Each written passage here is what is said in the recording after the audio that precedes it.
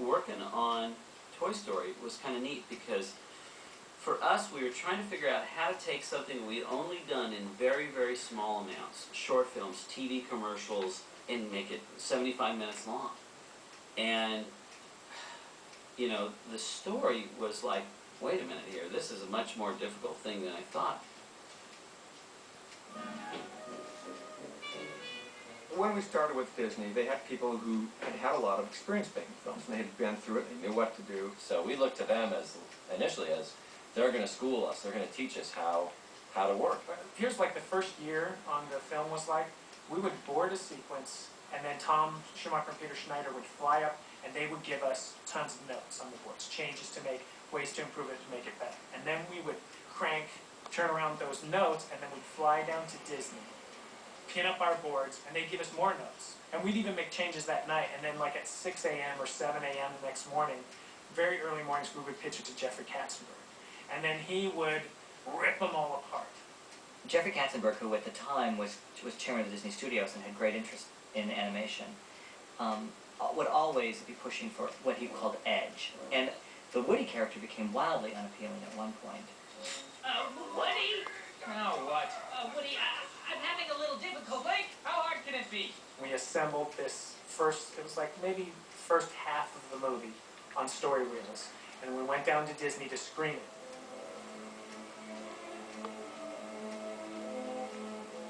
And I tell you, I sat there and I was pretty much embarrassed with what was on the screen. And I had made it, and I directed everybody to do this, but it was like, it was a story filled with the most unhappy, mean people. Let go! All right. Save your batteries, people. Jeffrey said, well, why is this so terrible? To me in the hallway. I said, well, because it's not their movie anymore.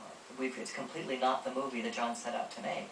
Everything kind of fell apart at that point, you know. Disney forced us to shut production down. And they wanted us to lay people off, and we refused. We were getting threats that because it didn't work well, that you would have to go back down. We were all going to have to go down south and reboard the film under their supervision. And I said, just, give us 2 weeks, and we'll turn things around. It was really very scary, and I think that's where we really bonded as a group. I turned to our guys and said, let's just make the movie we want to make. We worked day and night. Andrew, Pete, Joe, myself, our story team, our editorial team. And so we just really went 100% with our gut. Everybody's helping everybody else. It was like we became one mind in a way. I just remember laughing a lot and drawing like crazy. And we were drawing for our lives. I remember we got this like frenetic overdrive way of working. We learned to do the first pass so rough because we collectively would get all these ideas once we saw it up, and we'd change paint. And we knew what we were looking at. Right.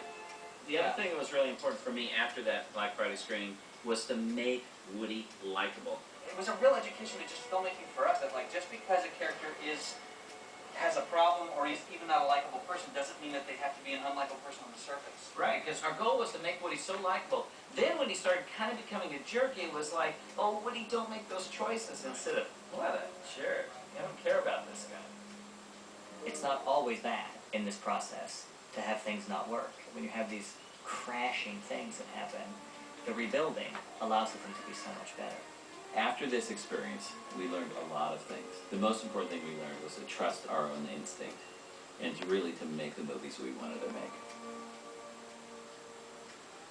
Okay, now, this is the reel that we showed on Black Friday before we re-envisioned Woody's character. It's, it's bad. It's really bad. It's kind of rough to watch these days. But hey, for history's sake, I think it's important to see, So this takes place right before they go to Pizza Planet. And all of the other toys are placing bets is to see who Andy's going to take, either Woody or Buzz Lightyear. Woody! I'd just like to wish you luck. I know you do the same for me. Oh, yeah.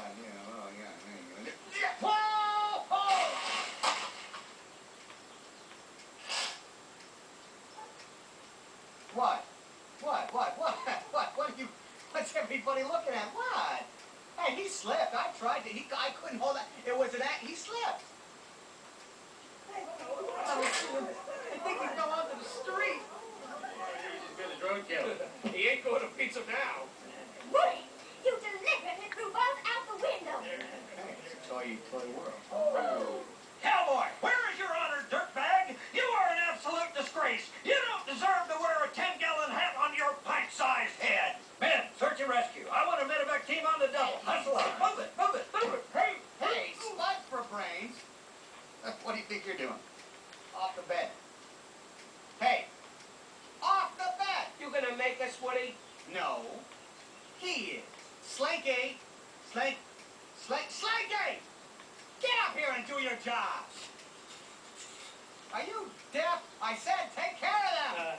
I'm sorry, Woody, but I have to agree with them. I don't think what you did was right. What? Am I hearing correctly?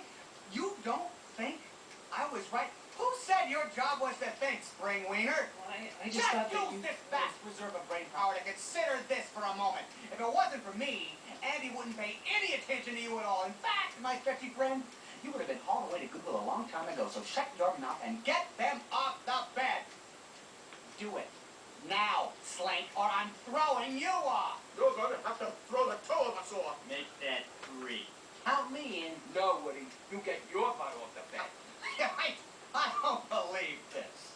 Are you threatening me? Yeah. Get off the bed, ranch hand, or we're throwing you off. Huh. You and what army? Here he is, that dirtbag, bragging. Move, move, move. Take no prisoners. Go for it. Go for the door. Kill. One, two. No!